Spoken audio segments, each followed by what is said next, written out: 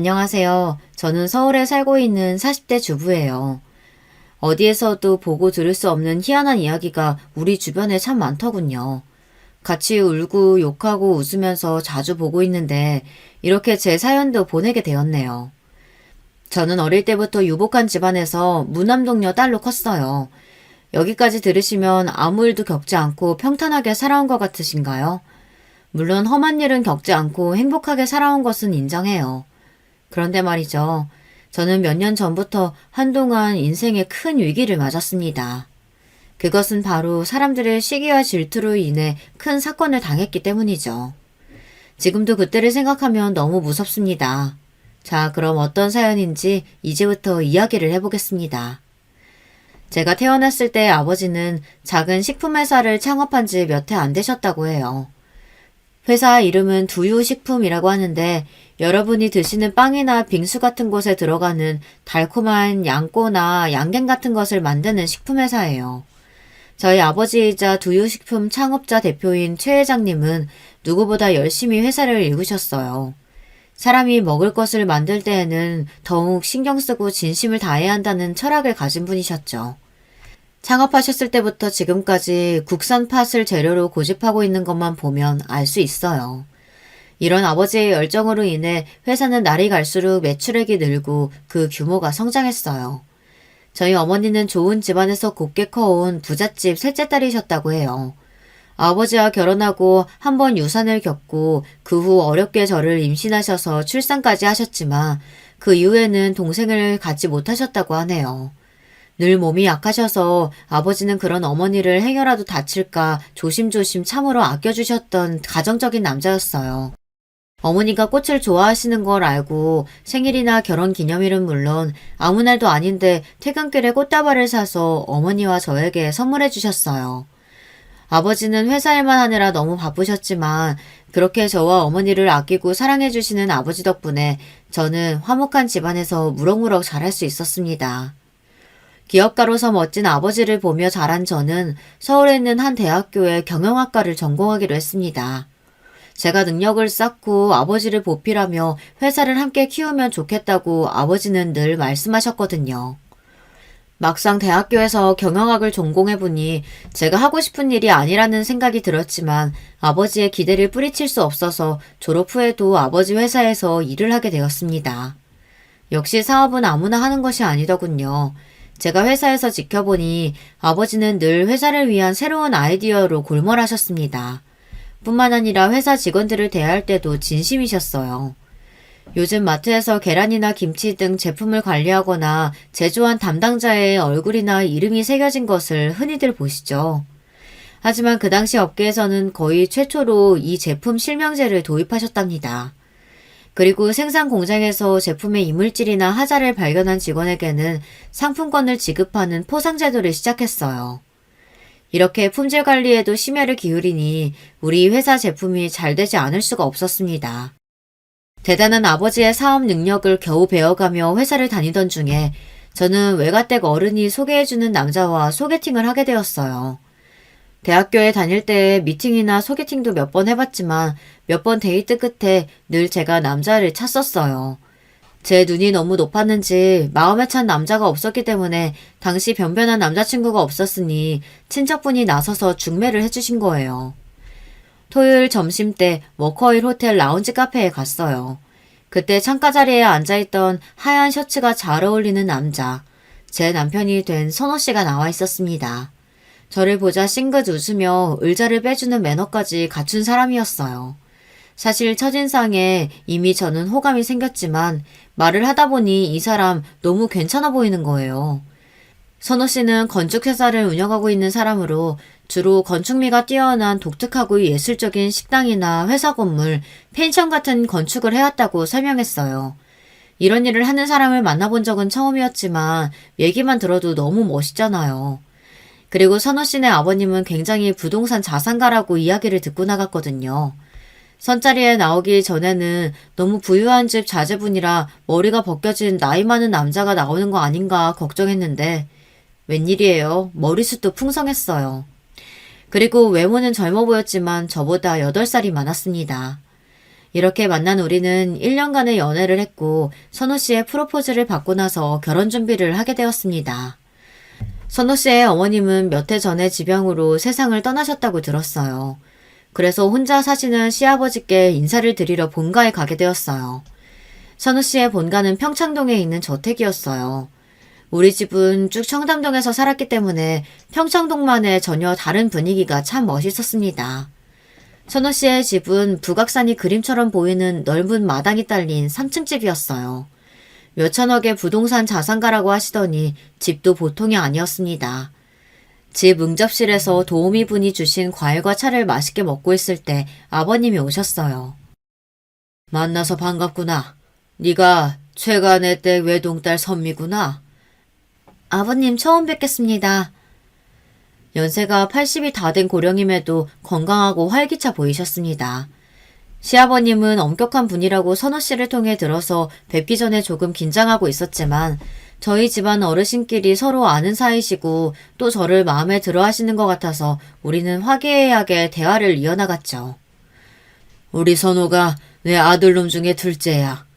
둘째라곤 해도 인성이면 인성, 능력이면 능력. 이놈을 내가 제일 좋게 보고 있지. 그래서 이놈이 처음으로 결혼한 여자를 데려왔다기에 내가 아주 가슴이 벌렁거렸어. 어디서 얼굴만 반반한 쭉정이 데려올까 하고 말이야. 그런데 이렇게 좋은 집안에서 잘 큰 선미양을 보니 내가 이제 마음이 놓이는구만. 어서 빨리 결혼 준비하는 게 어떻겠냐.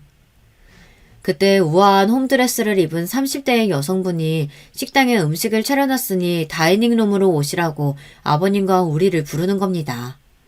그분은 선호 씨 형의 부인으로 아버님을 모시고 함께 평창동에 사는 것 같았어요.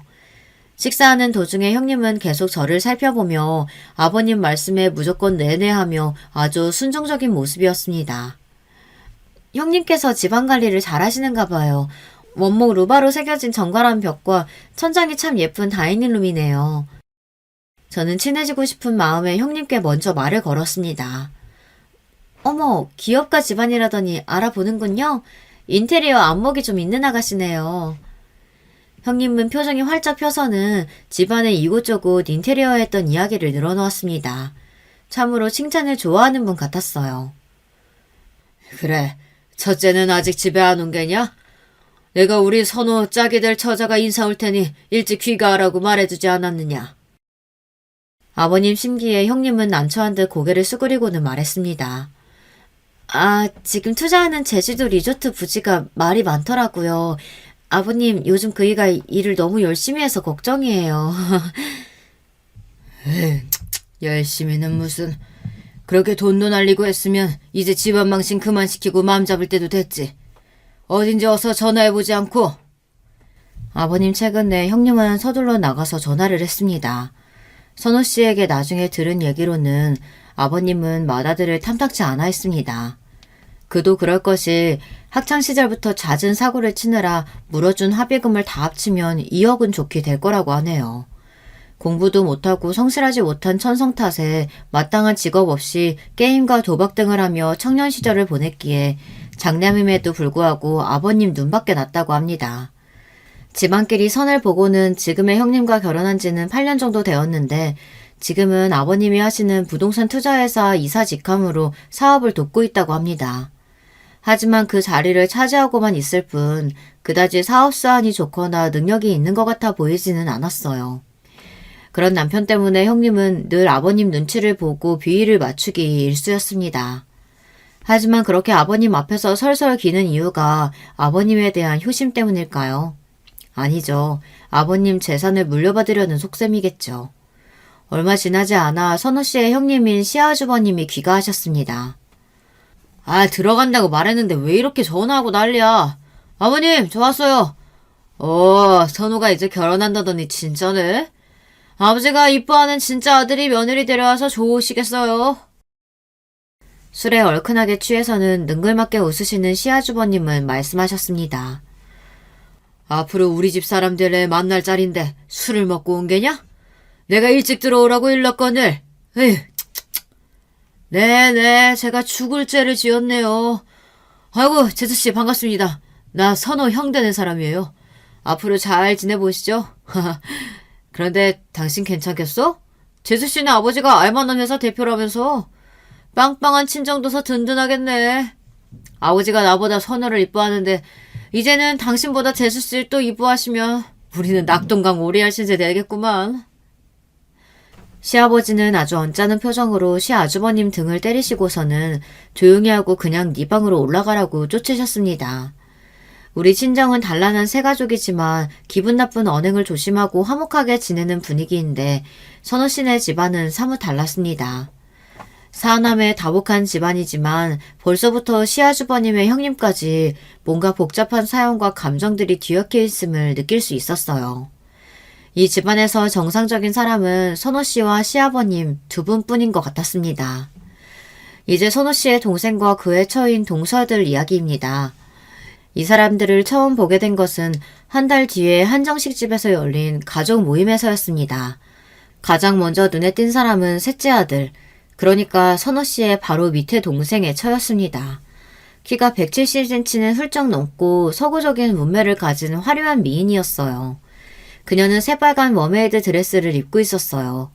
허리가 잘록해 보이고 엉덩이가 풍만해 보이는 이너라인 옷은 보통 남자들 유혹할 때나 입는 옷이지 단정하게 조용한 가족 모임에 어울리지는 않는 거잖아요. 그리고 커다란 다이아가 박힌 장신구를 하고 있어서 반짝이고 화려하고 아름다운 모습을 하고 있었습니다. 처음 뵙겠습니다. 저는 선우 씨와 결혼하기로 한 최소미라고 해요. 선우 씨 동생분의 아내지만 저보다 먼저 결혼하셨으니 이 집안에 대해 잘 아시겠죠. 앞으로 잘 부탁드릴게요. 네. 사근대며 예의를 차리며 먼저 다가간 저는 조금 무안해지는 단답형의 대답과 표정이었죠. 동서, 가족 모임 끝나고 어디 무도회라도 나가? 옷이 튀어도 너무 튀는 거 아닌가 싶네. 형님, 부러우면 부럽다고 말씀을 하세요. 이 나이에도 이런 드레스가 어울리는 몸매 갖기가 어디 쉬운 줄 아세요?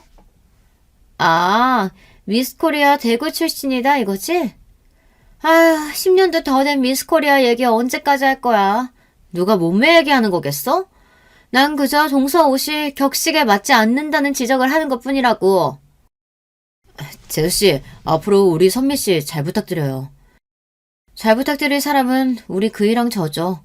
선미씨네 집안이 그렇게 잘 산다면서요? 그래서 아버님도 저렇게 좋아하시는 거 아니겠어요?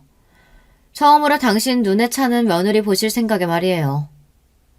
첫째 동서는 자기 감정에 따라 나오는 말을 전혀 거를 생각이 없는 사람이었어요. 동서가 저렇게 날이선 이야기를 하니 저와 선호 씨가 무슨 말을 해야 할지 몰라 난처하게 있었습니다. 자기 아내가 분위기를 얼어붙게 만드니 자기가 괜히 무안해진 첫째 서방님은 분위기를 풀어보려고 하였습니다. 장미가 가시가 있다고 하죠? 제가 이래서 이 여자랑 결혼했다니까요. 예쁜데 또 이렇게 사람이 예민해. 우리 형제 중에 제일 늦게 장가가지만 아버님 말씀대로 집안 좋고 얼굴도 단아하니 예쁘시네요. 앞으로 저 좀 예쁘게 봐주세요, 형수님. 형수님 치아 건강은 평생 제가 책임지겠습니다. 언제 한번 우리 치과 오세요. 첫째 사방님은 굉장히 넉살이 좋은 성격이었습니다. 예쁘지만 날카롭고 표독스러운 동서와 대비되는 성격이었죠. 하지만 저는 그날 왜 동서가 그렇게 기분이 안 좋았는지 나중에야 알게 됩니다. 예전부터 여자를 좋아해서 여자 관계가 복잡했던 첫째 서방님 때문에 동서는 늘 골치였다고 해요. 잦은 바람으로 하도 스트레스가 쌓여서 신경쇠약으로 신경과에 다니며 수면제 등 약을 받아 먹어야 할 정도라고 말이죠. 그런데 모임에 오기 전 서방님이 어떤 업소 여자의 전화를 받는 모습을 보고 또 새로운 여자가 생겼냐며 이미 한바탕 부부싸움을 차에서 했다는 겁니다. 그러다가 아버님이 가족 모임을 여시면서 아들 며느리들에게 선우와 결혼할 여자가 좋은 집안에서 자란 괜찮은 여자니까 분위기 좋게 잘 대해주라고 신신당부를 하셨다는 거예요. 여기에서 남편과 형제들과 형님, 동서들은 이미 시기 질투로 제가 곱게 보이지 않았던 거죠. 살짝 어색해진 분위기에 막내 아들의 처인 둘째 동서가 입을 열었습니다. 안녕하세요, 형님. 저는 형님이 친근하게 느껴지는걸요? 우리 친정도 큰 가구 사업 하시거든요. 사업가 집안에서 자란 며느리들끼리 우리 잘해봐요. 막내 동서는 예쁘다라기에는 거리가 먼 얼굴이 동그랗고 다소 통통한 몸매의 귀여운 인상이었습니다. 이 집안에서 그래도 성격 좋은 사람이 있구나 하는 마음에 저는 반가웠어요. 네, 반가워요. 제가 여러모로 많이 물어볼게요. 잘 부탁해요. 막내 서방님과 동서는 강남에 두 군데 대형 프랜차이즈 스크린 골프장을 운영하고 있다며 그곳으로 자주 놀러 오라고 초대해 주었습니다. 저는 이 부부가 친근하고 마음에 들었어요. 하지만 그것은 저의 착각이었죠. 실은 막내 동서도 다른 동서들 못지않게 음흉하고 시기 질투가 많았던 사람이었어요. 오히려 앞에서는 웃으며 뒤로는 칼을 꽂는 더 무서운 여자였다는 것을 나중에서야 알게 됩니다. 가족 모임을 하고 집에 바래다 주면서 선우 씨는 오늘의 복잡하고도 불편한 집안 분위기 때문에 제가 마음이 상했을까봐 걱정하는 눈치였습니다. 저는 외동딸이라 그런지 이렇게 형제들이 많은 것이 도리어 재미있고 신기했다며 선우 씨를 안심시켜 주었습니다. 형제들이 누구 하나 녹록치 않았지만 사실 저는 크게 걱정이 없었습니다. 어차피 결혼해서 우리 부부가 중심을 잘 잡고 살면 된다고 그 사람들과 부딪힐 일이 1년에 몇 번이나 되겠느냐고 생각했거든요. 하지만 제가 정말 단단히 오해한 거였어요.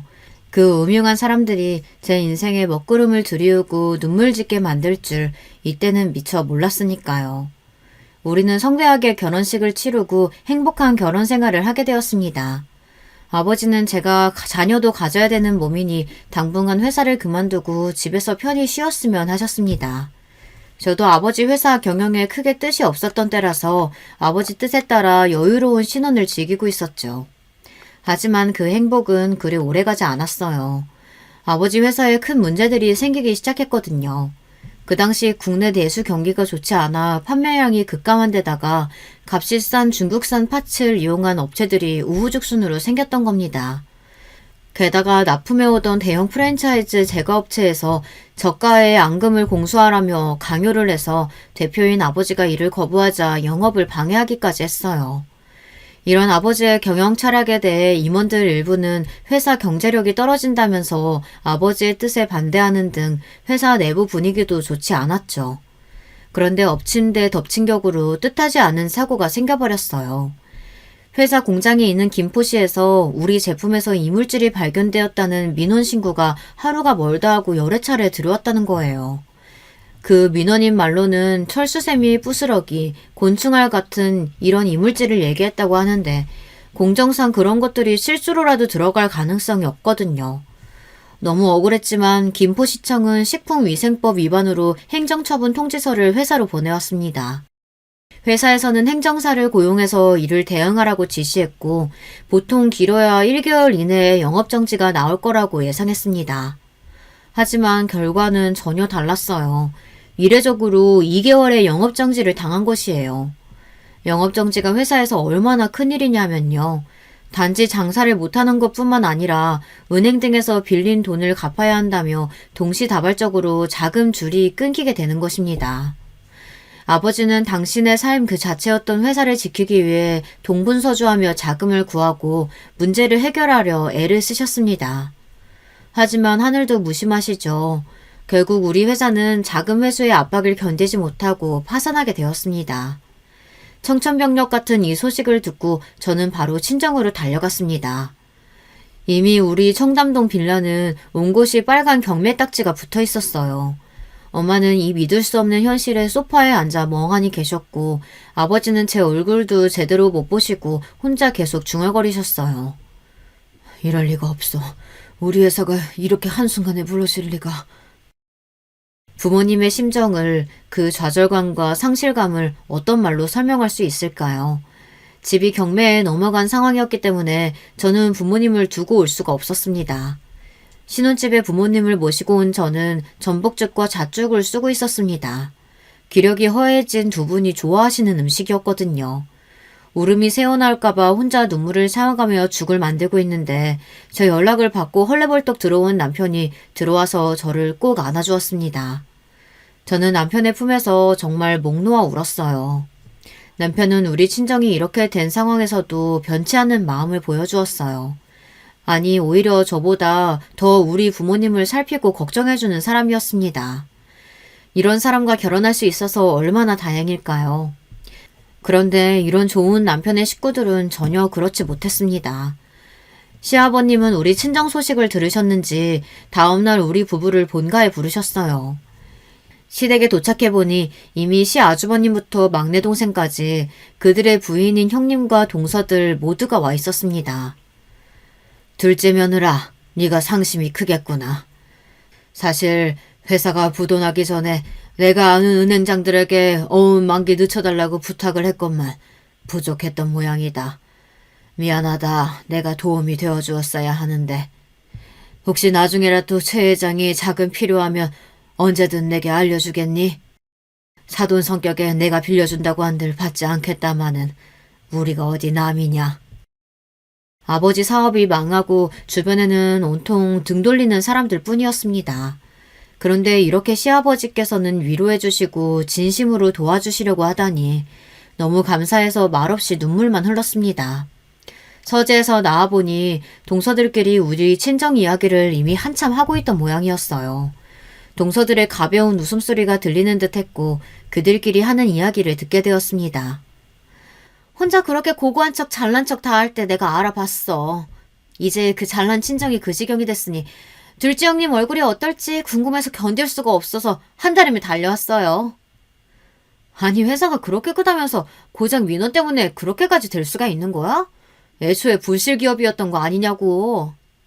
사업을 안 해봐서 모르시나 본데 우리 친정 얘기 들어보니까 뭐 하나 삐끗하기만 해도 천길 낭떠러지로 가는 회사가 한둘이 아니에요. 아, 아깝다. 우리 친정이랑 비슷한 업종이면 우리 친정아빠한테 그 회사 싼값에 인수하라고 하는 건데 말이에요. 어머, 동서 은근히 잔인한 구석이 있다.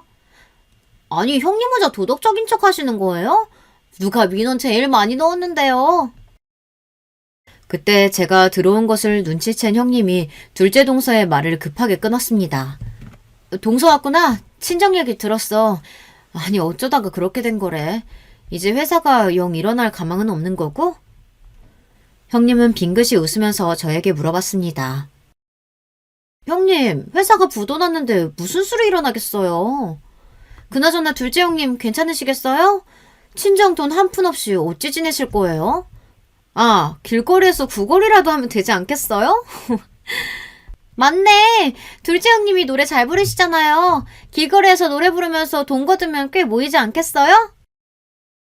동서들의 맞장구 치며 형님과 동서들은 콧노래를 부르며 노래 부르는 신용을 해댔습니다. 정말이지 처죽일 것들입니다. 남의 불행을 보고 웃고 즐기는 저질들이었어요. 저는 그 꼴을 당하고 더는 참을 수 없어 시댁 밖으로 뛰쳐나왔습니다. 하지만 제 등 뒤에서 그년들의 웃음소리는 계속 이어졌습니다. 어디 두고 보자. 내가 니년들 절대 가만히 두지 않을 거야. 우리 집에서 지내는 동안 아버지는 제가 드리는 죽만 하루에 한 번 드시고 누워만 계신 채 무기력한 모습이셨어요. 늘 열심히 일하고 왕성한 활동을 하셨던 아버지만 봐왔던 저는 이렇게 무너지는 아버지를 보고 가슴이 아파왔습니다. 그렇게 열흘쯤 지났을까요? 아침에 눈을 뜨고 일어났는데 아버지가 거실에서 등산복을 입고 계셨습니다. 소미야, 잘 잤니? 우리 오랜만에 산에 갈까? 실로 오랜만에 보는 아버지의 예전 모습이었어요. 저와 아버지는 북한산을 올라갔습니다. 북한산 길은 봄의 꽃들이 만발하였고 화창하고 예쁜 날씨였습니다. 그동안 우리의 가족은 이 사건들을 겪으면서 지금 계절이 무엇이었는지도 느끼지 못하고 살아왔어요.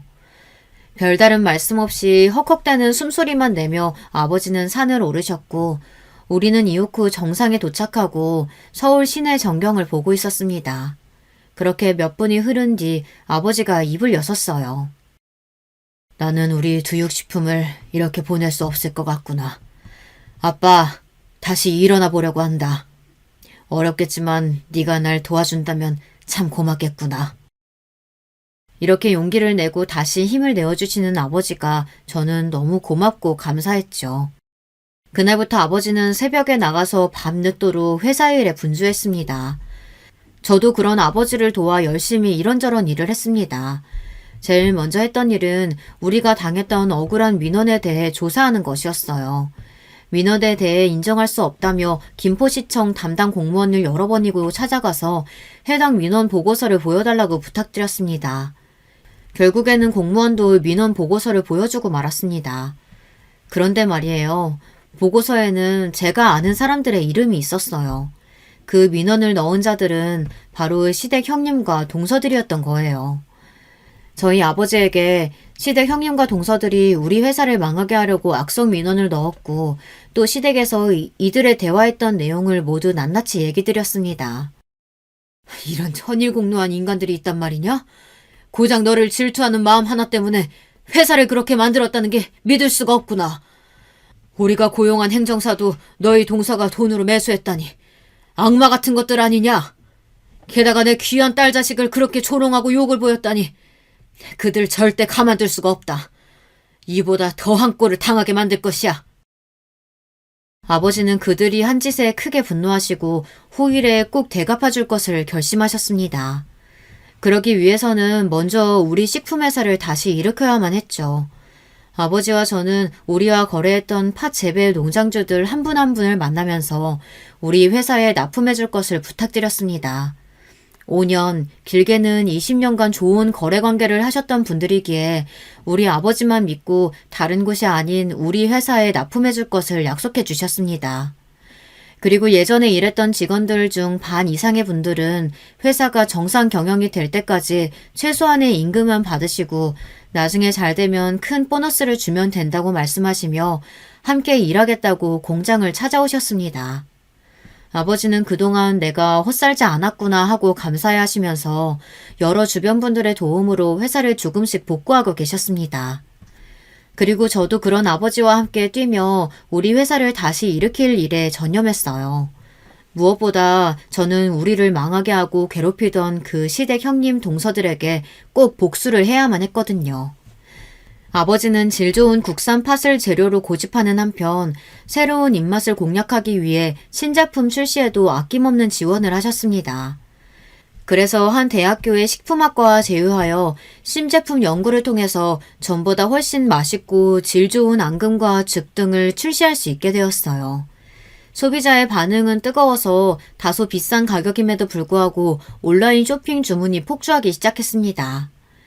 요즘 중국산 팥을 사용하는 저가 업체의 것과는 전혀 다른 맛에 고객들은 점점 늘어나서 이후 미국과 일본 등에까지 수출을 하게 되었는데요. 이제 우리 회사는 이전의 매출액 200억을 넘게 되고 농림축산식품부 장관상까지 수상하는 쾌거를 이루게 되었어요. 우리 회사가 부도난 지 무려 1년 6개월 만에 이룬 업적입니다. 우리 가족은 기쁨의 눈물을 흘렸습니다. 누구보다 몸으로 마음으로 고생했던 아버지는 그야말로 뜨거운 눈물을 흘리셨답니다.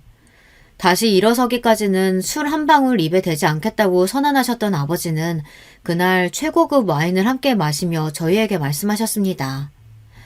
선미야, 그리고 김서방, 그동안 고생 정말 많았고 못난 아비 도와줘서 정말 고맙다. 이제 남은 일은 우리에게 그런 짓거리한 것들 벌 주는 일 아니겠냐. 김서방 집 식구들이라 미안하지만 이해해 줄 수 있겠나? 장인어른, 오히려 제 식구가 한 일로 이렇게 되셔서 도리어 제가 사죄를 드려야 할 일입니다. 그 복수에 저도 동참하겠습니다. 저는 옛날부터 우리 형 동생들의 부인이라 참고만 있었던 거지 그 인성이나 여러 가지 면들로 불만이 많았습니다.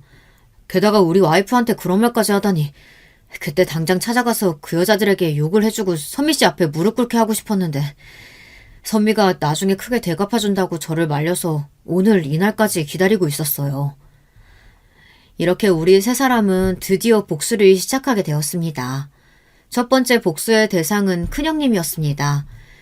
시 아주버님이 평소 부동산 사업을 하시다면서 마땅히 돈은 못 벌고 골프를 치고 도박이나 하고 다니는 위인이었는데요.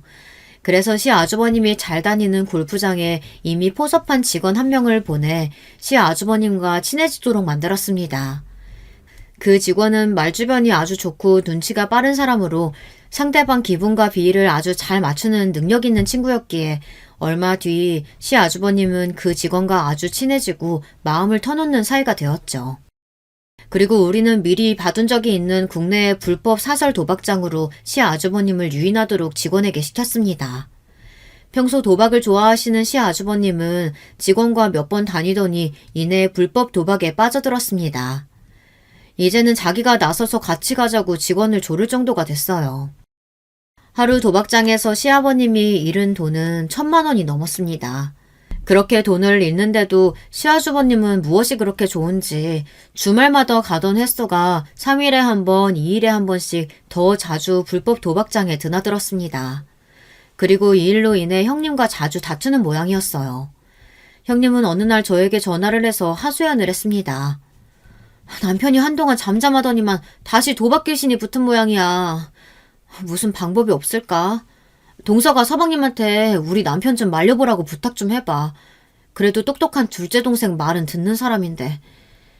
그 똑똑한 둘째 동생이 자기 형을 도박장으로 이끈 장본인이라는 것을 나중에 알면 얼마나 뒤집어질까요? 아주 고소했어요. 형님께서 상심이 크시겠어요. 그런데 그렇게 도박장에서 돈 잃으면 괜찮으시겠어요? 한두 푼이 아닐 텐데. 동서가 친정이 한 방에 망하더니 배포가 줄었나 봐. 아휴, 우리 재산이 얼만데. 아버님이 주신 건물이랑 땅도 아직 있고 그 정도 돈 잃어도 크게 지장 없어. 형님의 말을 전해드리자 친정아버지는 전략을 바꾸기로 하셨습니다. 국내 도박장에서 잃은 돈으로는 큰 타격이 없으니 해외 카지노에서 큰 돈을 쓰도록 만들기로 했죠. 이제 친해진 직원과 함께 홍콩과 마카오 등 해외여행을 공짜로 보내주기로 했습니다. 처음 직원과 함께 해외 카지노에 가게 된 시아주버님은 국내 도박장보다 훨씬 스케일이 크고 웅장하고 화려한 그곳에 취해버렸습니다. 그리고 이내 도박 베팅 금액을 늘려 하룻밤에 1억 원이나 돈을 잃게 되었어요. 하지만 도박에 빠진 사람은 마약 중독자와 같은 모양입니다. 그렇게 돈을 잃고 나서 국내에 돌아온 지 며칠 안 돼서 시아주버님은 다시 또 마카오에 가고 싶다며 직원을 졸라댔던 겁니다. 그렇게 직원과 시아주버님은 여러 차례 해외 불법 도박을 하고 다녔고 시아주버님은 도박 자금을 충당하기 위해 갖고 있는 주식부터 모조리 처분하더니 이제는 아버님과 공동명의로 되어 있는 부동산까지 몰래 팔아치우기 시작했습니다. 비밀리에 해했기 때문에 이때 우리 친정아버지는 다른 사람의 명의를 앞세워서 시아주버님이 가지고 있는 부동산을 헐값에 사들였습니다. 그렇게 한 달쯤 지나고 본가에서 시아버님의 호출로 가보았습니다. 잔뜩 화가 나신 아버님 앞에서 시아주버님과 형님은 무릎을 꿇고 손을 싹싹 빌면서 난리가 아니었어요. 이제 너는 내 자식 아니다. 그 많은 우리 집 재산 도박에 빠져서 모두 팔아치워? 너 같은 아들은 낳는 게 아니었어. 꼴도 보기 싫으니까 당장 나가라. 너희 식구 모두 말이야. 아버님, 제발 한 번만 용서해주세요. 이제 다신 그러지 못하게 저를 믿고 한 번만 봐주세요. 네? 믿어? 내가 너는 믿을 거라고 생각한단 말이냐? 첫째가 그러는 동안 너는 뭐하고 있었냐?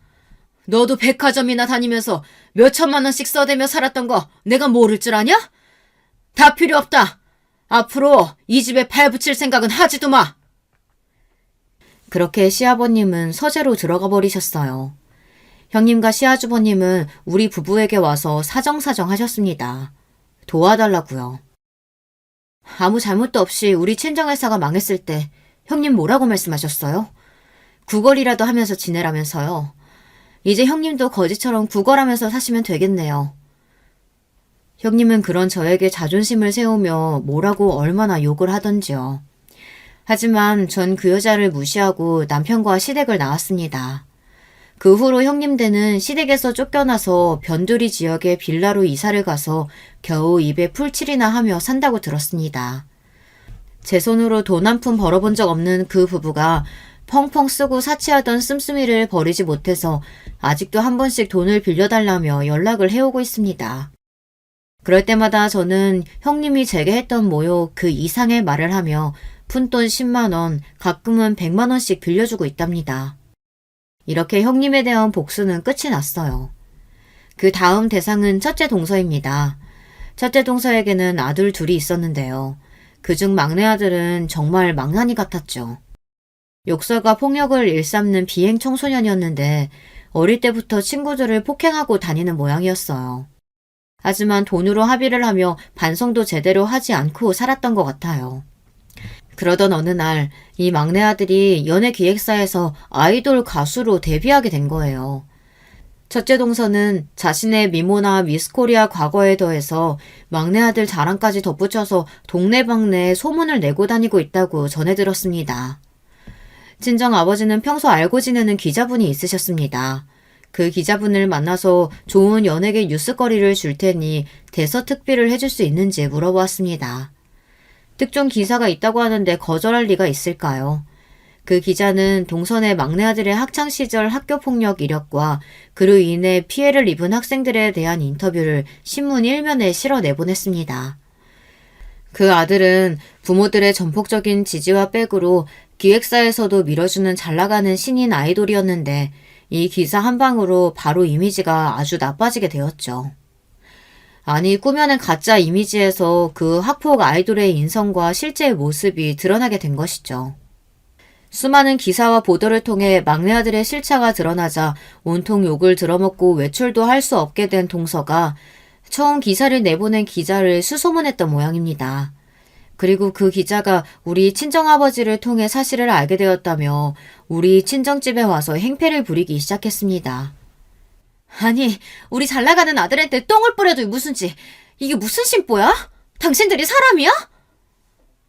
이 여자가 자기 아들 잘못 키운 반성이나 할 것이지.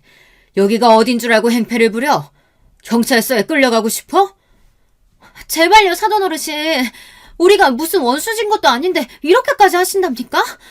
제발 기사 멈춰주세요. 이제 막 데뷔해서 잘 나가기 시작하는 앞길이 밝은 해예요. 앞길? 남의 자식 때리고 괴롭힌 놈이 무슨 밝은 앞길 타령이에요. 그때 들어온 저를 보고 동서는 표독스럽게 째려보면서 말했습니다. 형님, 말이면 다예요? 우리 아들 눈에 피눈물 나게 하고 당신들은 멀쩡한 줄 알아? 그 입으로 말 한 번 참 잘했네. 예전에 우리 회사 망하게 해놓고 내 딸한테 뭐라고 말했어? 거지처럼 빌어먹으라고? 그걸 들은 아비인 내 눈에서는 피눈물 안 났는 줄 아는가? 그건 정말 미안해요. 그러니까 이번만 용서해주고 기사 좀 막아주세요. 네? 동서가 아직 사태 파악이 안 되는 모양이네. 우리는 퍼뜨린 적 없어. 사실을 알려줬을 뿐인데 모든 언론이 알아서 기사를 내고 있는 것 뿐이지.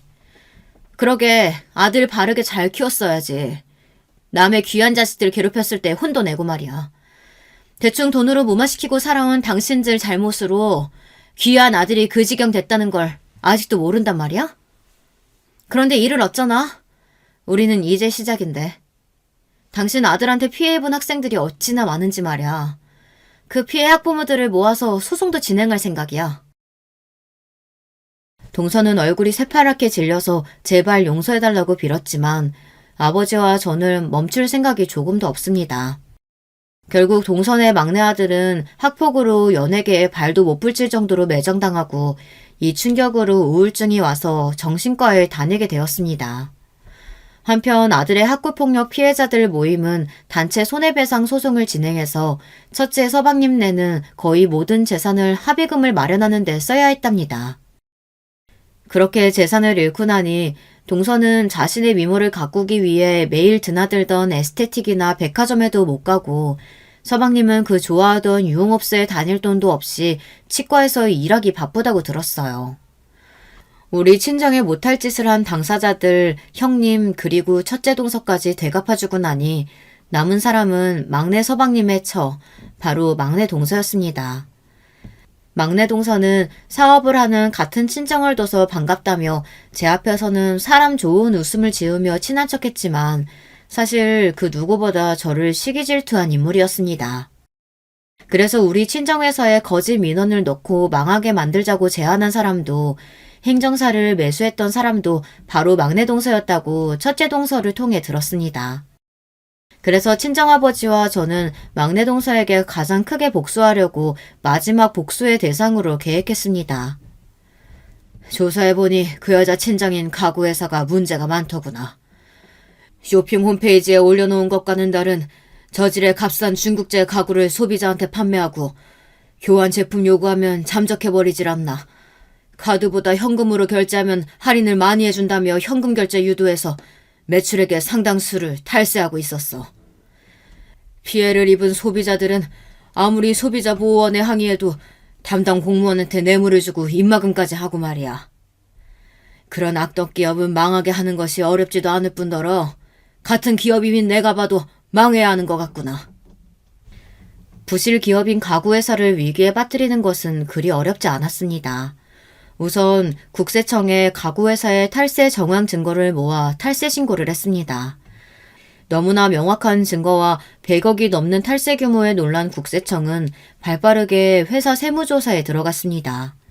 그리고 조세 포탈 혐의로 검찰에 고발당하고 조세범 처벌법에 따라 회사 대표인 막내동서 아버지는 징역 6개월형과 벌금 300억을 선고당했습니다. 고의로 너무 오랫동안 그리고 과도하게 큰 금액을 탈세한 탓에 이런 처분이 내려진 것입니다. 이렇게 막내동서 친정집은 하루아침에 쑥대밭이 되어버리고 맙니다. 우리 아버지는 늘 정도를 지키며 좋은 사람들과 함께 경영해오신 덕에 다시 일어날 힘이 있으셨지만 이 악덕 가구회사는 워낙에 양아치 짓으로 욕을 먹고 친정 내 식구들이 잘 살아오지 못한 탓인지 도와주겠다는 사람 하나 없이 주변에 온통 잘 됐다고 박수치는 사람들 뿐이었습니다. 같은 기업인데도 이렇게 판이하게 다르니 오히려 불쌍할 지경이었습니다. 결국 망한 가구회사는 다시 살아나지 못할 것이고 막내 동선의 친정아버지는 감옥에 다녀오신 뒤로 매일같이 술만 마시고 불평불만에 남탓만 해대며 겨우 하루하루를 살아가고 있을 뿐이라고 들었습니다. 하지만 아버지와 저는 여기서 복수를 멈출 마음이 없었습니다. 막내 동선의 친정만 만했을 뿐 막내 동선에는 압구정의 아파트에서 아직 잘 살고 있잖아요. 누구보다 돈에 욕심이 많았던 막내 서방님과 동서에게 우리는 사람 하나를 심게 됩니다. 이 사람은 막내 서방님이 하는 강남의 스크린 골프장에 자주 찾아가며 서방님과 동서에게 환심을 사기 시작합니다. 이 사람은 자신은 몇천억대의 자산가로 부동산과 골프장 등의 사업을 크게 하고 있다고 소개하고 벤틀리 외제차를 끌고 다니며 온통 명품으로 치장하고 말을 정말 잘하는 사람이었습니다. 만난 지 한 달도 안 되어서 막내네는 이렇게 부유해 보이고 매력적인 사람이 하는 말이라면 무엇이든 고지고대로 믿게 됩니다. 특히 막내 서방님은 아버님이 자신에게 큰 부동산은 주지 않고 스크린 골프장만 몇 개 차려준 것에 대해 늘 불만을 갖고 있었어요. 자신이 좋아하는 골프장을 차리고 싶어하는 욕심을 공략해서 우리는 새로 짓고 있는 골프장에 300원만 투자하면 무려 1000억의 가치를 가진 골프장의 단독 소유자가 될 수 있다고 설득하였습니다. 강릉에 건설 중인 골프장을 몇 번 가서 실제로 보고 온 서방님은 이미 마음이 넘어가서 할 수 있는 모든 대출을 감행하게 됩니다. 막내 동서도 자기네 친정집이 망하자 더욱 돈에 혈안이 되어 이성을 잃고 서방님의 투자를 거들었습니다. 저와 남편에게도 함께 투자하라면서 지분을 주겠다고 설득까지 하더군요.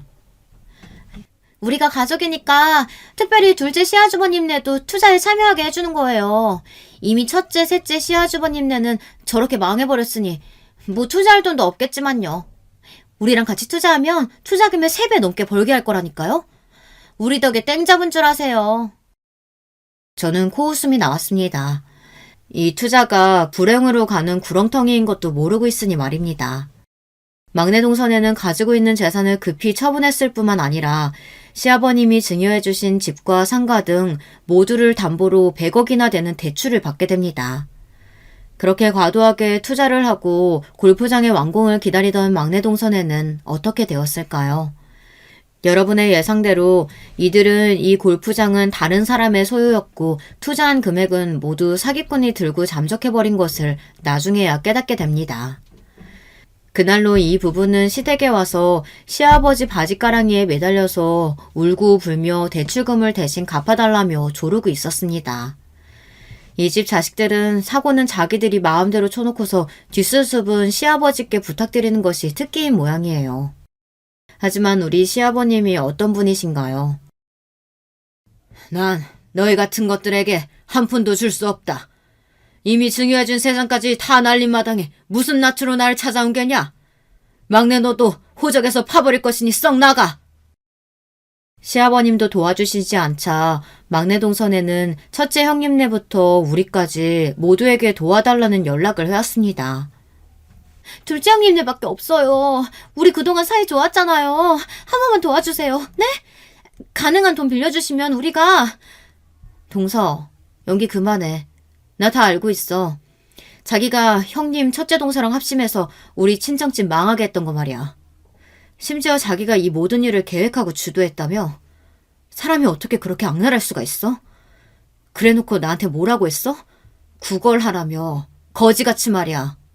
아유, 무슨 오해가 있으신 모양이에요. 잠깐만. 그러면 그 일 때문에 우리 친정집을 이 꼴로 만든 게 형님이에요? 그래, 맞아. 우리 아버지와 내가 했어. 하지만 우리가 아니었어도 동선의 친정은 제대로 경영도 못하고 사람답게 살지도 못했기 때문에 더 처절한 결말이 있었던 거야. 뭐라고? 내가 가만히 있을 줄 알아? 그렇게 막내 동서는 자신의 잘못은 반성하지 않고 우리에게 저주를 퍼부었습니다. 그 이후로 우리 부부는 막내 동서네가 용서를 구하며 돈을 빌려달라고 연락을 해도 차단하고 받아주지 않았습니다. 한편 시아버님은 막내 아들네까지 이렇게 된 것을 알고는 크게 상심하셨습니다. 그리고 저는 그런 시아버님께 너무 죄송스러웠어요.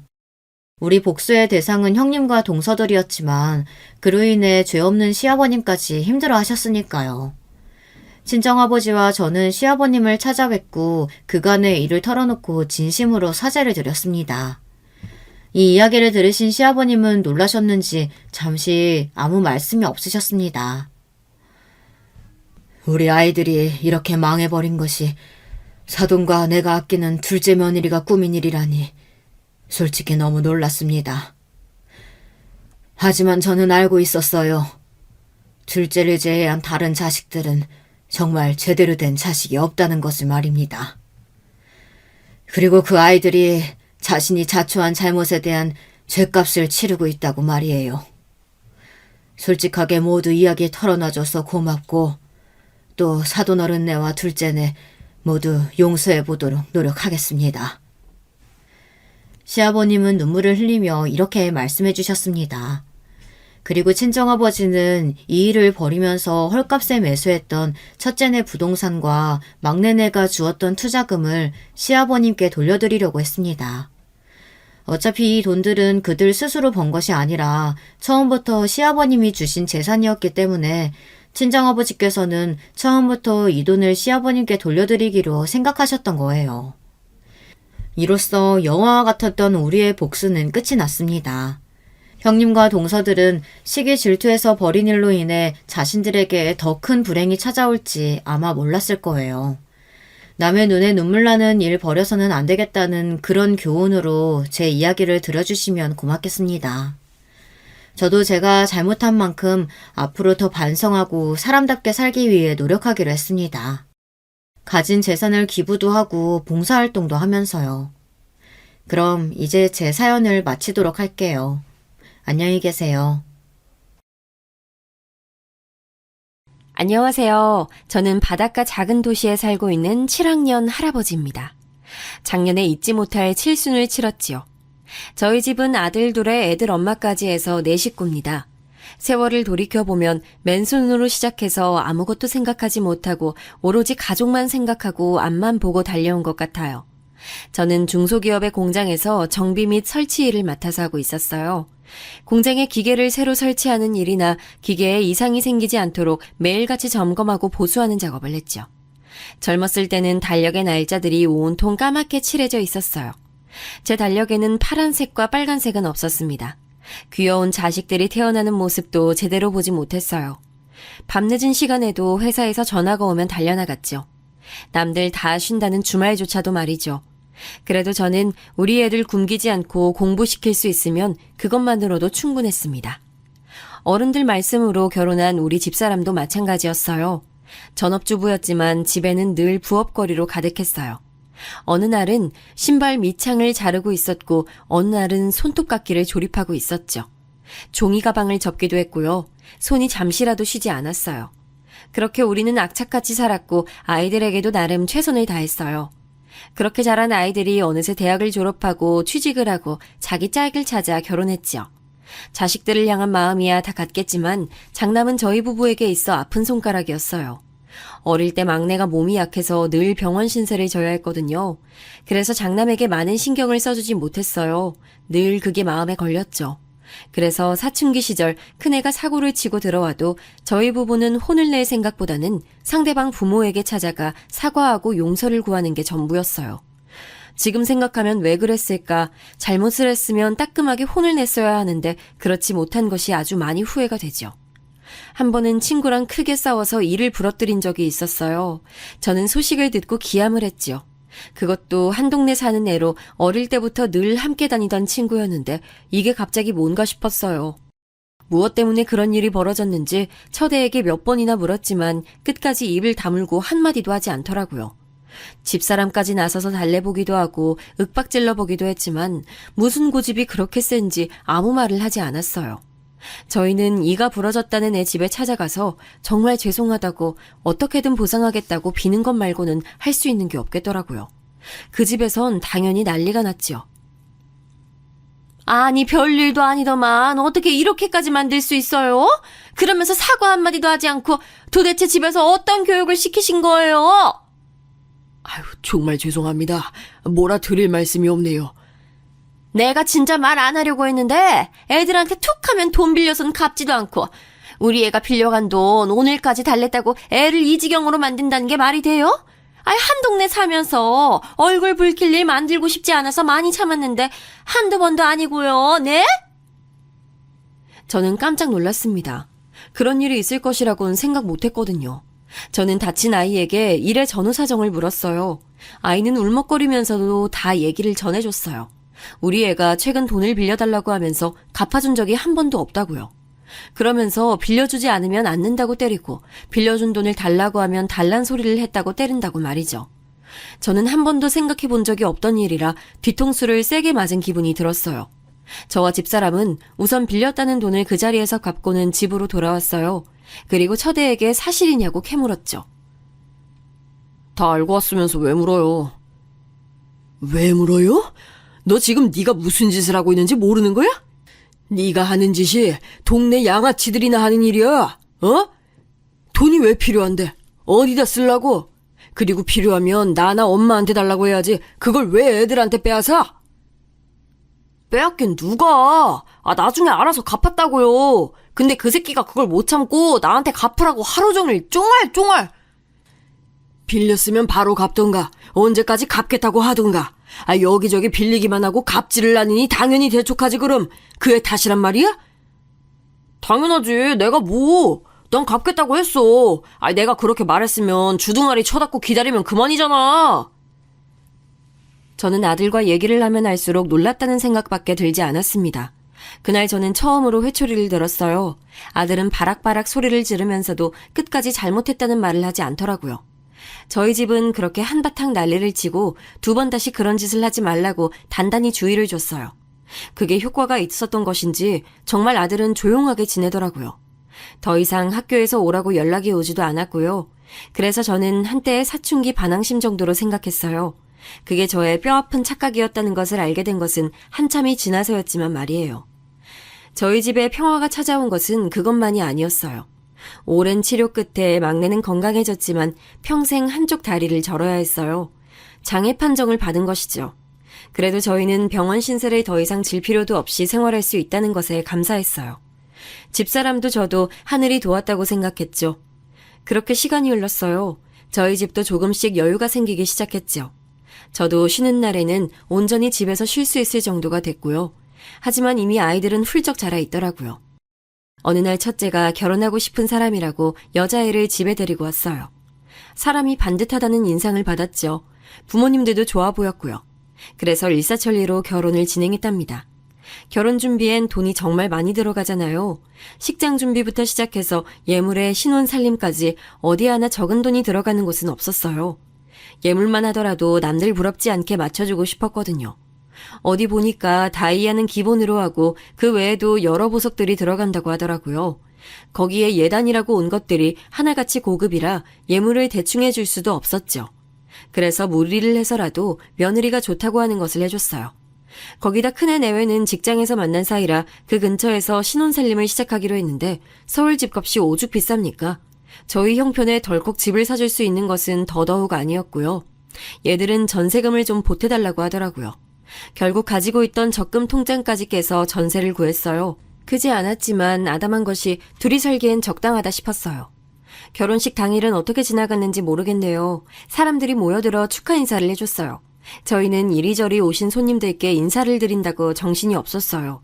결혼은 아이들이 하는데 왜 우리 부부가 진이 빠지는지 모르겠다고 그날 저녁 한참을 웃었었죠. 다음날 아침 호텔에서 하루를 보낸 아들 내외는 신혼여행 잘 다녀오겠다는 인사를 하고는 제주도로 향하는 비행기를 탔어요. 그리고 그 뒷모습이 우리가 본 마지막 모습이 돼버렸어요. 제주도에 도착했다는 전화를 받은 이후로 아들 내외에게서는 아무런 연락이 없었어요. 돌아왔어도 한참 전에 돌아왔어야 하는데 감감무소식이었지요. 혹시나 여행지에서 무슨 사고라도 당한 건 아닐까 걱정이 되어 백방으로 알아봤지만 찾을 수 없었어요. 혹시 돌아왔는데 지금껏 연락이 없었던 것은 아닐까 싶어서 신혼집을 찾아갔지만 헛수고였어요. 거기다 더 놀라운 것은 신혼집이라고 계약했다는 말도 거짓이더라고요. 계약이라는 것을 아예 하지도 않았고 그 집은 여전히 공실이더라고요. 예물이라고 해준 것부터 시작해서 축의금까지 홀라당 다 들고 사라진 것이죠. 돈은 둘째 문제고 저희는 정말 미칠 것 같았습니다. 하루아침에 어디로 증발했는지 알 수 없었으니까요. 실종 신고를 해야겠다는 생각마저 들 정도였죠. 그런데 때마침 아들에게서 연락이 왔습니다. 찾지 마세요. 이제 볼 일 없으니까. 기철아, 그게 무슨 소리야? 너 어디니, 철아? 딱 그 한마디뿐이었어요. 저희는 하늘이 무너지는 기분이 들었어요. 누군가에게 혹시나 해코지를 당하고 있는 것일까 5만 가지 생각이 다 들었어요. 사람을 찾아준다는 곳에 부탁을 해보기도 했죠. 귀찮게 하지 말라고 했잖아요. 찾지 말라는데 왜 찾고 그래요? 철아, 아무 말도 안 할 테니까 어서 돌아와. 어디서 뭘 하고 있어? 안 가요. 나 이제 자식 아니니까 찾지 마세요. 아시겠어요? 그때 저는 알았어요. 이대로 끝이구나 하고 말이죠. 그게 17년 전 이야기입니다. 한동안은 정상적인 생활을 할 수 없을 정도였어요. 왜 이런 일이 벌어진 걸까 몇 번이고 생각을 했지만 이유를 모르겠더라고요. 그러다가 나중엔 화가 났죠. 뭐가 부족해서 그렇게 도망친 것일까? 그리고는 둘째를 위해서라도 정신을 차려야겠다 싶었어요. 17년이란 시간은 생각보다 빨리 지나갔어요. 그 사이 집사람은 뇌출혈로 왼쪽이 마비가 됐어요. 병원에선 더 이상 좋아질 수 없을 것이라고 하더군요. 거기에 지병인 당뇨도 있어서 병원비가 만만찮았어요. 다리가 불편한 아들도 벌 수 있는 돈이 한정적이고요. 저도 일을 한다고 했지만 저를 필요로 하는 곳이 없더라고요. 그래서 결국 기초수급 생활자가 됐습니다. 그 덕분에 빠듯하지만 생활을 이어올 수 있었지요. 그나마 다행스러운 것은 집사람이 전혀 쓸 수 없다는 판정받은 왼쪽도 조금이지만 움직일 수 있게 됐다는 것이었어요. 그래서 3년 전부터는 일을 하러 나갈 수 있게 됐어요. 그 전에는 집을 길게 비울 수가 없었거든요. 그러던 어느 날, 전 아직도 그날을 잊을 수가 없어요. 날씨가 어땠는지도 명확하게 그려질 정도지요. 연락하지 말라고 하고는 사라진 처대가 제 앞에 나타난 날이죠. 겨우 구한 일을 마치고 집에 들어가는데 본 적 없는 차가 떡하니 주차가 되어 있었어요. 남의 집 앞에 이게 뭔가 싶었죠. 안 그래도 좁은 골목인데 이렇게 주차를 해두면 어쩌자는 건가 싶기도 했고요. 속으로 온갖 욕을 다 하고 대문을 넘는데 둘째가 굳은 얼굴로 나왔어요. 둘째가 망설이면서 무슨 말을 하려고 입을 번긋거리는데 안쪽에서 소리가 들리더라고요. 집사람이었죠. 저는 허둥지둥 방문을 열었어요. 그리고 붉어진 얼굴로 삿대질을 하는 집사람이 제일 먼저 눈에 들어왔어요. 수철이 엄마 왜 그래? 혈압 오르면 안 되는 거 잘 아는 사람이 왜? 저는 앞도 뒤도 보지 않고 들어가 집사람의 팔을 붙들고 그녀를 안았습니다. 어디서 그런 힘이 나는 건지 발버둥을 치더라고요. 발음이 뭉개져서 외치는 소리를 전혀 알아듣지도 못했고요. 저는 그녀가 가리키는 곳을 바라봤어요. 연락이 끊어진 첫째 기철이가 무릎을 꿇고 앉아 있었죠. 언젠가 다시 만나게 된다면 해줄 말들이 그렇게 많았는데 아무 생각도 나지 않았어요. 마치 목에 무언가 걸린 것처럼 아무 소리도 나지 않았습니다. 그냥 입만 벌리고 있을 뿐이었어요. 17년 전 잘 다녀오겠다고 인사하고 간 그날과 다름없는 얼굴로 앉아있더군요. 아버지. 처대가 저를 불렀습니다. 저는 뜨거운 무언가가 치밀러 올라오는 것이 고스란히 느껴졌어요. 하지만 저는 대꾸도 하지 않았어요. 수철아, 이 물건 당장 치워라. 아버지, 수철아, 냉큼 치우지 않고 뭐해? 아무나 집에 들이지 말랬지 내가. 둘째는 제 눈치를 보면서 첫째에게 나가라고 바쁘게 손짓을 하더군요. 저는 또 오겠다는 아들의 소리를 뒤로한 채 집사람을 진정시키고 있었어요. 어느 정도 시간이 지났을까 둘째가 어렵게 얘기를 꺼냈어요. 불과 몇 시간 전이었다고 해요. 퇴근해서 저녁 준비를 하는데 어떻게 알았는지 첫애가 집에 들어오더라고요. 첫애가 그렇게 사라지고 저희는 몰랐던 사실을 알게 됐어요. 결혼 준비를 한다고 대출받은 것이 있었다는 사실을 말이죠. 그것도 둘째 아들의 이름으로 말이죠. 그래서 겨우 마련한 집도 팔아 그 빚을 갚고는 이곳으로 이사를 온 상태였답니다. 그랬던 곳에 첫애가 나타났으니 놀라지 않을 수 없었어요. 우리 가족 그 누구하고도 연락하지 않았으니 아무도 알려준 적이 없었는데 말이죠. 첫애는 오자마자 집사람에게 매달려서 미안하다고 몇 번이나 사과를 했다고 해요. 그리고는 자기가 돈을 모았다고 편한 곳으로 우리를 모시고 싶다고 말했다고 전해주더군요. 저는 코웃음 쳤어요. 큰 놈이 그렇게 말을 했다고? 좋은 곳으로 모시고 싶다고? 웃기지 말라 그래. 다 버리고 갈 때는 언제고 이제 와서 일 없다. 그래도 아빠, 엄마 몸도 불편한데 형이 여력이 된다고 하니까. 됐다! 지가 어떻게 했는데 너한테 우리한테. 2번 다시는 여기 못 오게 문 단단히 걸어. 저는 버럭 소리를 질렀어요. 둘째는 제 눈치를 보면서 알겠다고 고개를 끄덕였죠. 집사람은 눈만 감고 한마디도 하지 않더라고요. 아까 그렇게 화를 내서 기운이 빠진 것 같았죠. 저는 집사람의 손을 잡고 아무 일도 아니라고 곧 좋아질 것이라고 토닥였어요. 그런데 다음 날부터 큰애는 매일같이 우리 집에 찾아왔어요. 소금을 뿌려도 보고 물도 뿌려가며 쫓았지만 끈질기게 오더라고요. 제가 잘못했어요. 그냥 당장에 눈이 멀어서 제가 못할 짓 했습니다. 제가 다 갚을게요. 예? 한 번만 용서해 주세요. 일 없다. 네가 끊었다. 네 놈이 천륜을 끊었다고. 그런데 이제 와서 일 없다 일 없어. 저는 단호하게 뿌리쳤지만 아들은 끈질기게 찾아왔어요. 어느 날은 예전에 제가 좋아했던 과일이었다며 곶감을 잔뜩 사오기도 했고 또 어떤 날은 집사람 마사지를 해주겠다고 무슨 기계를 가지고 와서는 설치해주고 가기도 했죠. 늘 쫓겨나듯 나가면서도 자꾸 쫓아오더라고요. 그 행동에 집사람도 저도 조금씩 마음이 흔들리기 시작했어요. 저보단 집사람이 더 많이 움직였죠. 제가 빗자루까지 휘두르며 쫓아내고 나니 제게 그만 이제 용서해주면 안 되겠냐고 먼저 말을 꺼냈어요. 저렇게 잘못했다고 하는데 이제 그만 용서해주고. 수철이 엄마, 그게 무슨 말이야? 용서라니. 저놈 때문에 우리가 얼마나 고생했는지 잊었어? 지가 얼마나 잘못했는지 깨달았다고 하니까. 깨닫기는 무슨. 당신도 많이 보고 싶어 했잖아요. 자다가 이름도 불렀으면서. 내가 언제? 일 없어. 난 그런 놈 자식이라고 생각 안 해. 무슨 말이 그래요. 내 배에서 나온 자식인데. 집사람이 눈물을 찍어내며 말했어요. 방금까지 소리를 지르던 것이 미안해지기 시작했죠. 집사람은 솔직히 한 행동은 괘씸하지만 그래도 자식이라고 저렇게 돌아왔는데 화만 낼 수는 없다고 하더군요. 용서가 힘들면 다음에 왔을 때 밥이라도 먹여보내고 싶다고 얘기를 했어요. 저는 여전히 용서가 되지 않았지만 집사람 의견을 무시하고 싶진 않았어요. 첫째가 또다시 사과를 하러 온 날 집사람은 밥 먹고 가라고 하면서 어릴 적 큰애가 제일 좋아했던 된장찌개를 끓였더라고요. 아직 제대로 힘이 들어가지 않아 준비하기도 힘들었을 텐데 말이죠. 큰애는 눈물을 펑펑 흘리며 꾸역꾸역 입에 밀어넣었어요. 그 모습을 보니 예전 기억도 나면서 마음이 이상해졌어요. 처음엔 발만 붙여도 쫓아냈던 것이 이제는 밥 한 그릇은 먹여내보내는 관계가 되었던 어느 날 밥을 다 먹은 큰애는 서울 자기 집에서 식사를 한번 하자고 하더군요. 현재 투자 컨설팅 관련 일을 하고 있으며 자리도 잡아서 내 집 마련까지도 했다고 말이죠. 그러면서 손주들이라고 아이들 사진을 꺼냈어요. 저희한테는 첫 손주나 마찬가지였지요. 집사람은 사진을 몇 번이나 보면서 애들이 큰애를 닮았다고 좋아했어요. 여보, 이것 좀 봐요. 아유, 눈은 영판 지혜비야. 애들 있다는 말은 왜 안 했냐? 용서를 구하는 입장에서 그 이야기 하기는.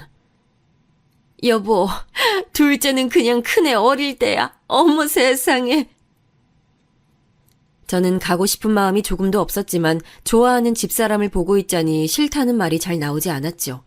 결국 알겠다고 하고는 그 주 주말에 서울을 올라갔습니다. 17년 만에 찾은 서울은 정말이지 입이 딱 벌어질 정도로 놀라웠어요. 오랜만에 서울로 올라왔는데 입이 떡 벌어지더라고요. 이렇게 변했나 싶기도 했지만 무엇보다도 큰애의 집이 말 그대로 으리으리했거든요. 무슨 드라마에서나 볼 법한 그런 집이더라고요. 방이고 화장실이고 집에 뭐 그렇게 많은데 현관에서 부르면 안쪽에는 들리지도 않겠다 싶었죠. 결혼식 날 이후로 본 적 없는 며느리가 어색하게 웃으면서 인사를 하더군요. 큰애는 집을 둘러보라고 하면서 구경을 시켜주는데 정말 시선을 어디다 두어야 할지 모르겠다는 생각을 했어요. 애들은 다들 어디 갔니? 캠프 갔어요. 내일 올 거예요. 얼마나 자랐나 궁금했는데 왜 하필 오늘 갔다니? 그러게요. 아버님, 어머님, 식사 준비됐어요. 어서 앉으세요. 한창 구경을 하는데 며느리가 부르더군요. 식탁에는 온갖 사내 진미들이 가득했어요. 평소엔 보기 힘든 것들 뿐이었죠. 어서 먼저 드시라고 하는데 어느 것부터 먹어야 할지 모를 정도였어요. 며느리는 먹기 좋게 생선에 뼈를 발라서는 집사람 앞에 놔주더군요. 식사를 끝내고 거실에 앉아 주는 과일을 먹는데 큰애가 그러더라고요. 이제 그만 서울로 올라오시는 것이 어떠세요? 어머니 건강도 그렇고 여기 두 분 모시고 살려고 집도 큰 걸로 준비했어요. 수철이도 서울 쪽에 일자리 구하기도 쉽고요. 수철이가 괜찮다고 하면 제가 일자리도 알아봐 줄 수 있어요. 됐다. 이제 와서 뭐하러. 우리는 거기가 좋다. 제가 유명한 의사 선생님도 알아봤어요. 어쩌면 어머니 왼쪽도 돌아오실 수 있을지 모르잖아요. 그리고 아버지도 이제 곧 70이세요. 혼자서 힘드세요. 저는 괜찮다고 했지만 며느리까지 나서서 설득을 하는데 계속 거절하기가 힘들었어요. 무엇보다도 수철이를 생각하니 그냥 거절하긴 어렵더라고요. 우리가 죽고 나면 혼자 될 수철이 그래도 형이 뒤에서 봐주면 낫지 않을까 거기까지 생각이 미쳤죠. 집으로 다시 내려와 저는 진지하게 집사람과 의논했습니다. 집사람 역시 그쪽이 낫지 않겠냐고 하더라고요. 둘 다 비슷한 생각을 했던 것이었어요. 그러나 수철이는 자신은 올라가지 않겠다고 했어요. 지금 이곳에서 일하는 것이 잘 맞을 것 같다고 하면서 고집을 부렸죠. 저희는 너만 두고 어떻게 가냐고 했지만 둘째는 저와 집사람 두 사람만 올라가라고 했지요. 저희는 확실하게 정하지 못하고 차일피일 시간만 미루고 있었어요. 큰애는 몇 번이고 찾아와서 우리 부부를 데리고 가고 싶어 했죠. 우리는 서로 가자, 혼자는 못 간다, 여기 남겠다 하면서 옥신각신 시간만 끌었죠. 하지만 결국 우리는 큰애 말대로 이곳을 정리하고 서울로 가기로 결정했습니다. 얼마 되지 않았지만 전세금까지 빼서 말이죠. 서울에서의 생활은 생각보다 힘들었어요. 전혀 다른 생활에 적응한다는 것이 쉽지 않았어요. 집 밖에 나갈 일도 없었고 늘 집에만 있어야 했지요. 저희 부부는 간단한 일이라도 하고 싶었지만 큰애 내외가 엄청나게 반대를 하더라고요. 아니 소일거리로 뭐라도 하면 운동도 되고 좋은데 뭘 그렇게까지 정색하고 반대를 해. 어머 아버님, 일은 무슨 그냥 편하게 지내시라고 모셨는데 그렇게까지 하시면 저희가 뭐가 돼요. 아니 내가 하고 싶어서 한다는데 누가 뭐라고 해? 이 동네 사는 저희 입장도 생각해 주셔야죠. 나이 드신 아버님 밖에서 돈 벌어오라고 시킨 사람밖에 안 되잖아요. 아니 누가 그래? 누가 그런 소리를 하고 다닌다 그래? 그리고 그이가 컨설팅 해주는 사람들 같은 단지에 많은데 그이 입장도 생각해 주셔야죠. 그냥 편하게 쉬세요, 집에서. 며느리는 필사적으로 저를 막아섰어요. 정 심심하면 산책이라도 다녀오라고 하더군요. 하루아침에 아무것도 안 하고 있으려니까 온몸이 근질거렸지만 며느리 말이니 어쩔 수 없었어요. 자신이 일하는데 난처한 소문 만들어주고 싶지 않다는 마음도 컸고요. 문제는 이렇게 집에만 있다 보니 자꾸 자식들 눈치를 보게 되더라고요. 별일 아닌데 말이죠. 그날은 집에서 청국장을 끓여 먹었어요. 며느리가 일을 하다 보니 집에는 언제나 집사람과 저 둘만 있었죠.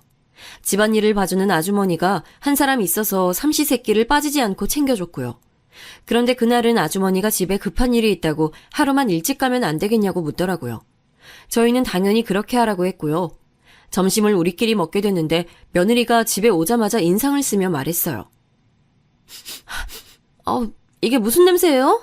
어머님, 점심에 뭐 드셨어요? 아주머니는요? 집에 무슨 급한 일이 있다고 하루만 일찍 간다기에 그러라고 했지. 우리끼리 청국장 끓여 먹었고.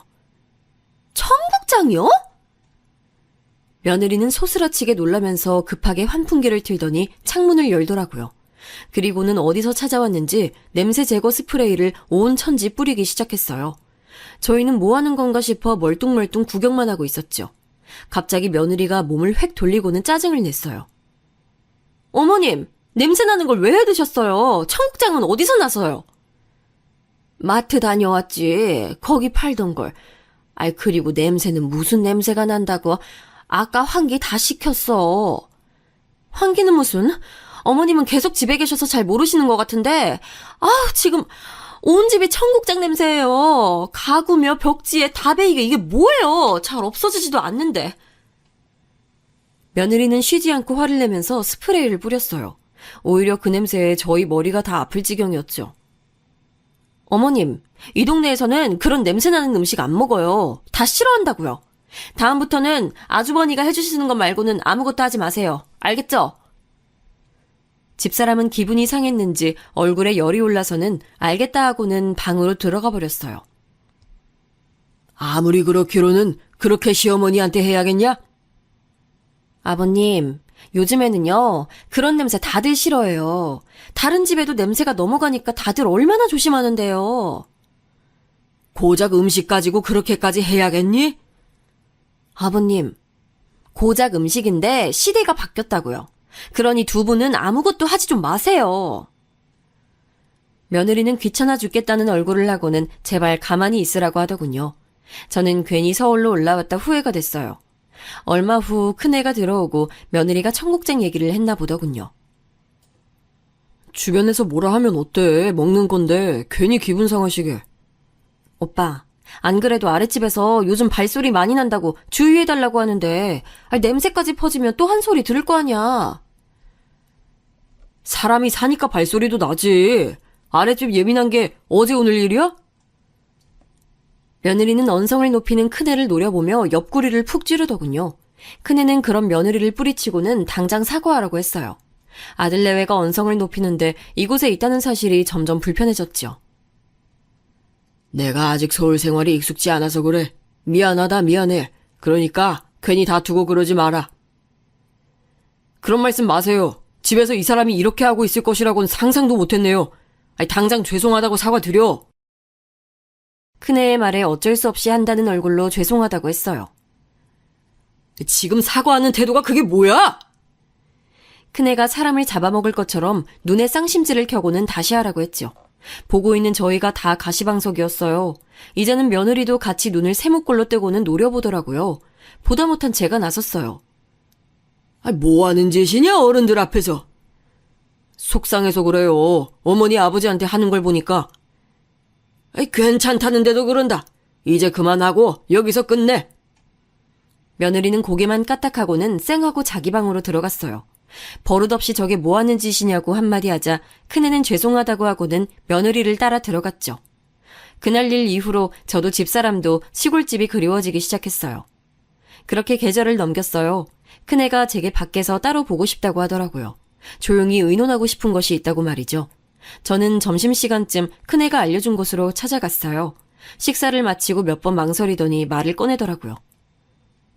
아버지, 사실 제가 요즘 하고 있는 일에 돈이 좀 필요해서요. 혹시 좀 도와주실 수 있으실까요? 내가 가진 게 뭐 있다고. 정리하고 올라오면서 받은 전세금이 전부인데. 어떻게 안 될까요? 저는 쉽게 입이 떨어지지 않았어요. 겨우 마련한 집을 큰애 때문에 팔아치우고 남은 돈이었기 때문이었지요. 전 재산이나 다름없는 돈이었어요. 저의 망설임이 길어지자 큰애가 다시 한번 사정을 하더군요. 진짜 원금 찾는 건 일도 아니에요. 무조건 터져요. 진짜 많이도 필요 없어요. 정말 원금은 찾을 수 있는 거지? 그럼요. 딱 4개월이면 대박 끌어안고 끝낼 수 있어요. 저는 몇 번이고 정말 괜찮은 것이냐고 묻고는 결국 통장을 내주고 말았어요. 대신 집사람에겐 비밀로 하자고 했어요. 큰애는 걱정하실 필요가 전혀 없다고 믿음직하게 말했답니다. 어릴 때 그렇게 고생을 시켰던 것은 하나도 기억이 나지 않았어요. 오히려 정신 차리고 잘 사는 것 같아 뿌듯했어요. 하지만 그게 저의 착각이었다는 것을 알게 된 것은 얼마 지나지 않아서였어요. 아들이 저의 칠순잔치를 무슨 큰 호텔에서 거창하게 열어주겠다고 얘기를 꺼냈죠. 아버님, 제가 환갑은 제대로 못 해드렸으니 이번 진짜 거창하게 시골 친구분 다 불러서 해드리고 싶어요. 아서라, 뭐하러 그리 크게? 됐다. 그냥 고향 친구들이랑 밥이나 먹고 말란다. 남사스럽게. 아버님, 남사스럽게는요. 당연히 해야 하는데 저희가 못 해드린 만큼 저희가 해드리는 거죠. 됐다니까. 소란 떨 거 없어. 저는 극구 사양했지만 큰아들 내외는 무조건 해야 한다고 하면서 자기들이 들떠서 잔치를 준비하더라고요. 저는 계속 괜찮다고 하긴 했지만 내심 친구에게 그 사고뭉치가 이제 정신 차리고 제대로 산다고 자랑을 하고 싶은 마음이 들기도 했어요. 그래서 나중에는 못 이기는 척하고 알겠다고 했고요. 친구에게 연락을 했더니 다들 부러워 죽으려고 하더라고요. 그때 그 말썽꾼이 이렇게 개과천선했느냐고 하면서 오래 살고 봐야 한다고 축하한다는 말을 많이 들었죠. 그동안 고생한 거 다 보상받을 수 있게 됐다고 말이에요. 보상은 무슨, 부모 자식 간에 그런 게 어딨어. 이제라도 잘 못했다 하고 잘 살아주는 것만으로도 효도지. 아닌 척하기는 입이 귀에 걸렸는데 뭘 그리 잡았대. 친구들의 장난 섞인 타박에도 기분이 좋았죠. 칠순 당일 큰아들 내외가 준비한 곳에 도착했을 땐 정말이지 눈이 휘둥그레지더군요. 이름만 들으면 다 안다는 그런 유명 호텔에서 하는 것도 놀라웠는데 내부 장식이며 준비된 음식들이 시골에서 보기 힘든 것들 뿐이었어요. 곧 도착한 친구 녀석들 반응도 저와 다르지 않았죠. 다들 저더러 성공했다고 축하한단 말을 전하기 바빴어요. 저는 괜히 어깨에 힘이 들어갔죠. 집사람도 기분이 좋은지 연신 싱글벙글 웃기만 하더라고요. 수철이도 왔는데 깜짝 놀란 얼굴로 저와 큰애를 번갈아 바라보며 멍한 표정을 지었어요. 적잖게 놀랐던 것 같았죠.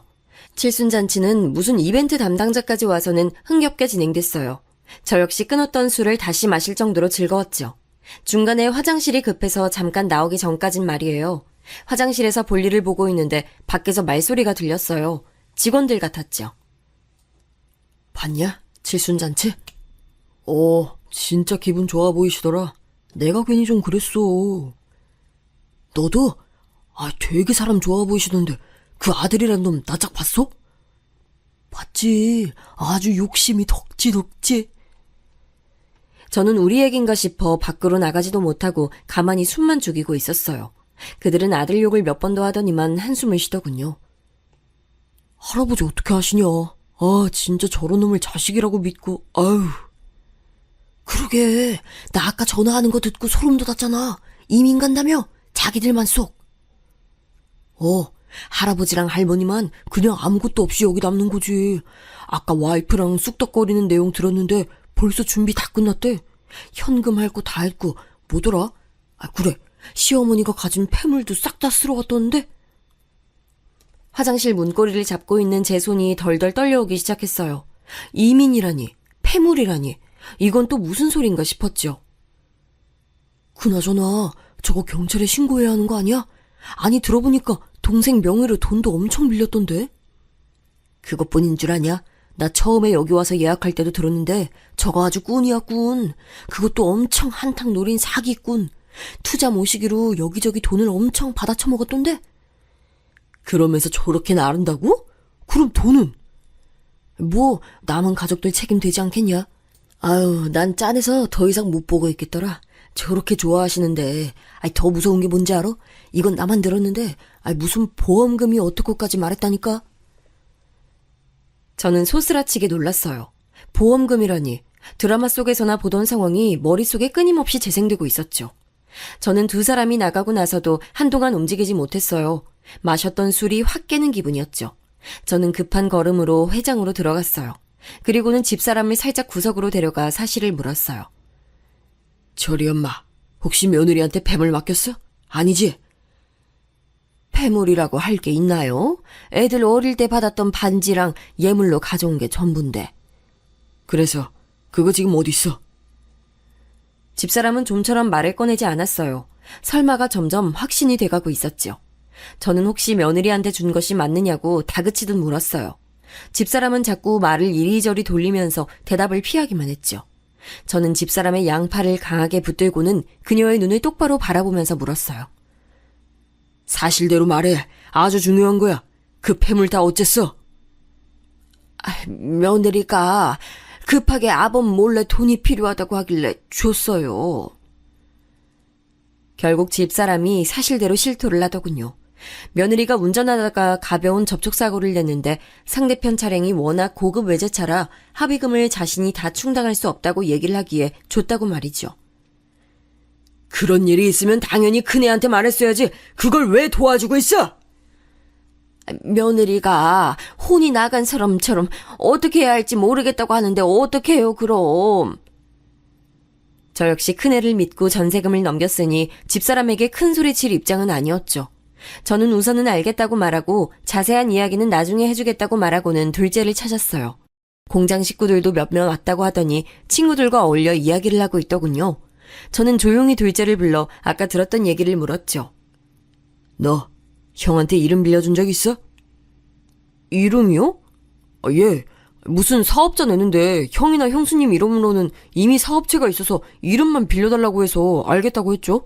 왜요? 저는 다리에 힘이 풀려 휘청거렸어요. 작은 애는 급하게 제 몸을 붙들었지만 소용없었죠. 아버지! 무슨 일이세요? 어디 아프세요? 왜 물어보시는데요? 너는 무슨 생각으로 이름을 빌려줘? 형이 뭘 할 줄 알고! 저는 답답한 마음에 둘째를 붙들고 앞뒤로 흔들며 외쳤습니다. 형이 제가 일하는 공장에 업체도 여럿 연결시켜주기도 했고 그걸로 사장님이 엄청 기뻐하셨거든요. 그래서... 저는 큰애의 치밀한 계획에 치를 떨었습니다. 도대체 둘째 이름으로 무슨 짓을 얼마나 하려고 이렇게까지 했을까 덜컥 겁도 나기 시작했죠. 저는 작은애에게 따로 얘기를 하겠다고 하고는 터덜터덜 제 자리로 돌아갔어요. 그때부터 제 머릿속은 방금 들었던 얘기와 확인한 사실들로 정신이 없었죠. 믿을 수 없다고 생각한 일들이 정말 저와 집사람 그리고 작은애 뒤에서 일어나고 있었던 것이죠. 저는 어디서부터 어떻게 이 일을 수습해야 할지 정신을 차릴 수가 없었어요. 회장을 둘러보니 한쪽에 큰아들 내외가 자기들끼리 쑥덕거리고 있었어요. 당장이라도 달려가 저들의 머리채를 휘어잡고 싶었지만 그것으론 아무것도 해결되지 않을 것이라는 것을 사실 잘 알고 있었답니다. 이민까지 철두철미하게 준비해둔 녀석이 여기서 제가 윽박지르고 행패 부린다고 해서 달라질 것이 있겠는가 싶었죠. 눈가가 시큰거렸어요. 저런 놈을 자식이라고 다시 왔을 때 받아준 게 너무나도 후회가 됐죠. 매몰차게 쫓았어야 하는데 그러지 못했던 제 자신이 원망스럽기까지 했어요. 그러던 와중 제 눈에 들어온 것은 가장 친한 친구의 모습이었어요. 경찰로 정년퇴직을 한 녀석에게는 아들이 있었는데 변호사라고 했던 것이 떠올랐죠. 전 휘청휘청거리며 친구에게 걸어갔어요. 친구 녀석은 벌써 취했냐고 놀리면서 제대로 걷지도 못한다고 크게 웃었죠. 저는 잠깐만 따로 보자고 말하며 녀석을 밖으로 데려갔어요. 그리고 방금 있었던 일들을 빠르게 말했죠. 얼큰하게 술에 취했던 친구도 제 얘기에 정신이 번쩍 든 모양인지 눈빛이 달라졌어요. 친구 녀석은 자기가 아들에게 얘기를 해둘 테니 우선은 모른 척하고 집에 가서 자신의 연락을 기다리라고 했죠. 이놈아, 그러게. 사람은 고쳐 쓰는 거 아니라고 그렇게 말했는데. 내가 우리 집사람 수철이 얼굴 어떻게 보냐. 두 사람한테 뭐라고 해야 하냐고. 에휴, 우선은 내 연락만 기다리고 있어. 절대 내색하면 안 된다. 알지? 저는 알겠다고 하고는 자리를 벗어났어요. 친구는 전화를 여기저기 돌리기 시작하더라고요. 잔치가 끝나고 저는 집에 들어가자마자 피곤하다는 말을 하고는 방으로 들어갔지요. 큰아들 내외는 가증스럽게도 피로회복제라도 드시고 주무시겠냐고 물었어요. 저는 이를 악물고 자고 나면 괜찮을 것 같다고 말하곤 방으로 들어갔어요. 집사람은 뭘 잘못 먹은 건 아니냐며 걱정스러운 얼굴을 하고 저를 보았지요. 저는 모든 걸 다 얘기하고 싶었지만 절대 내색해서는 안 된다는 친구의 말대로 꾹 눌러 참고는 괜찮으니 당신도 일찍 쉬라고 했어요.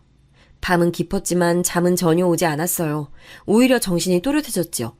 새벽이 되니 아이들이 밖에서 움직이는 소리가 들렸어요.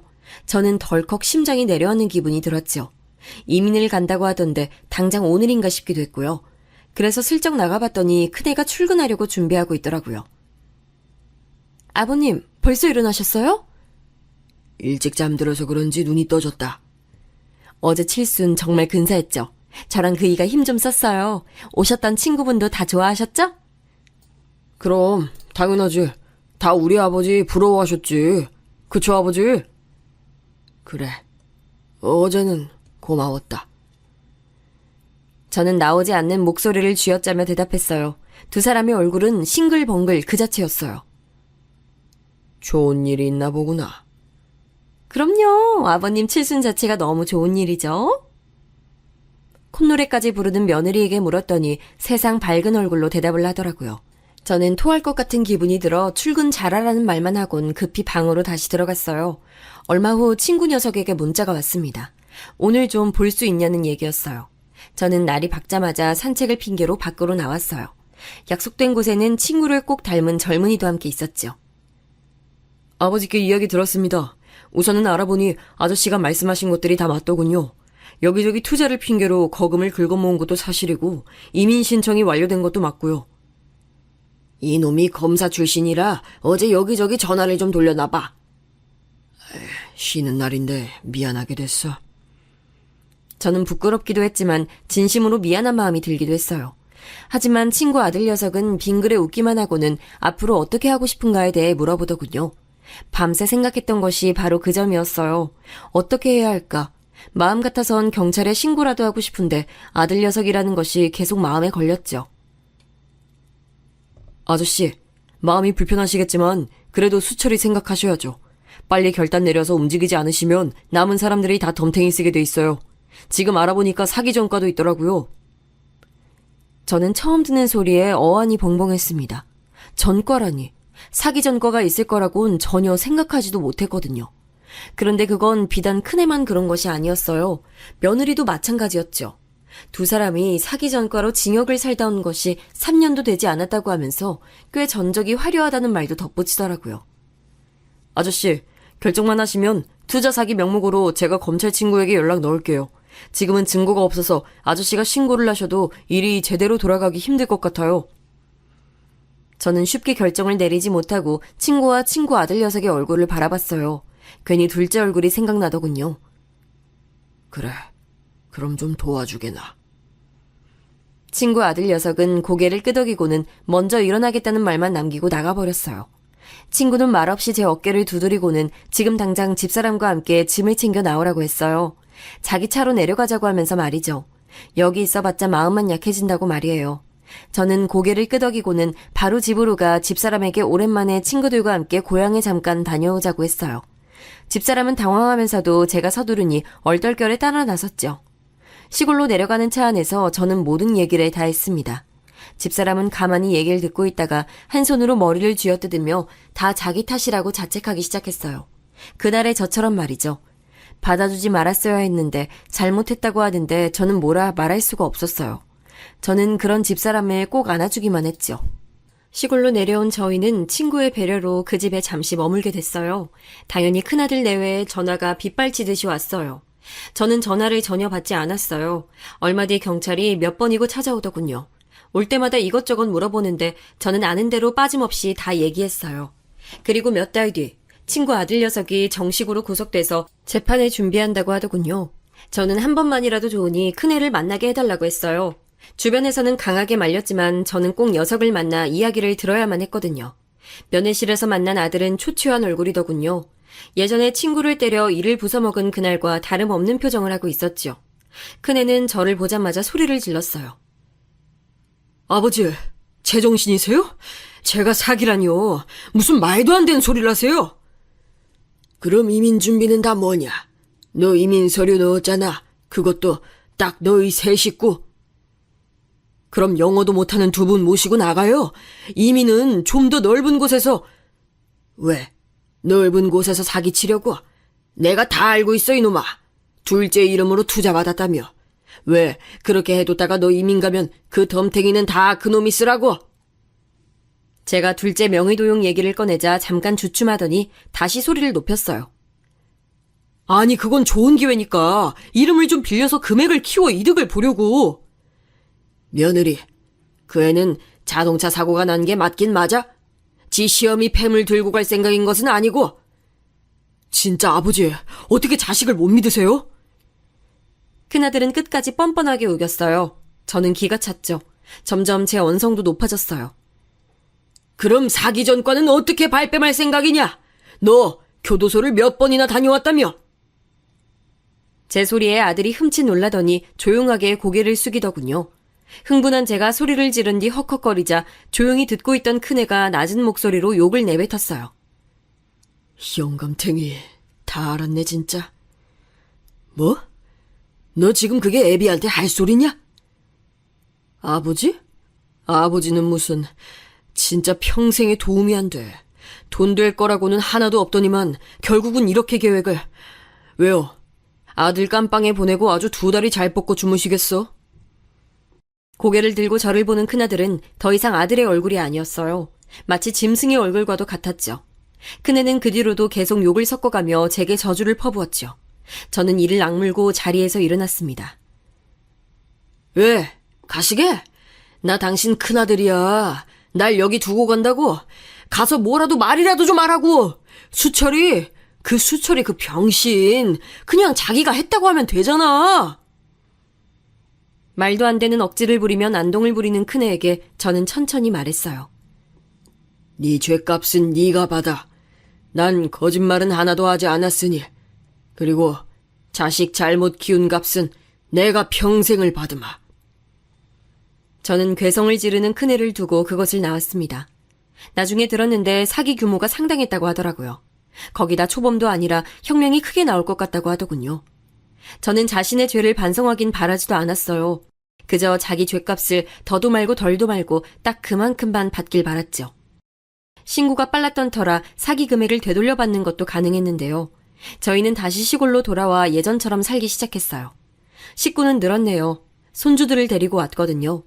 본인들이 어떤 상황인지 알만한 나이들이라 솔직하게 얘기를 했어요. 저를 원망해도 좋으니 스스로를 망치지는 말아달라는 말이죠. 다행스럽게도 지금까지는 시골에 잘 적응해서 살곤 있네요. 앞으로 남은 삶은 아마도 이 애들을 키우는 데 쓰겠죠. 그게 제가 할 수 있는 최선이 아닐까 생각합니다.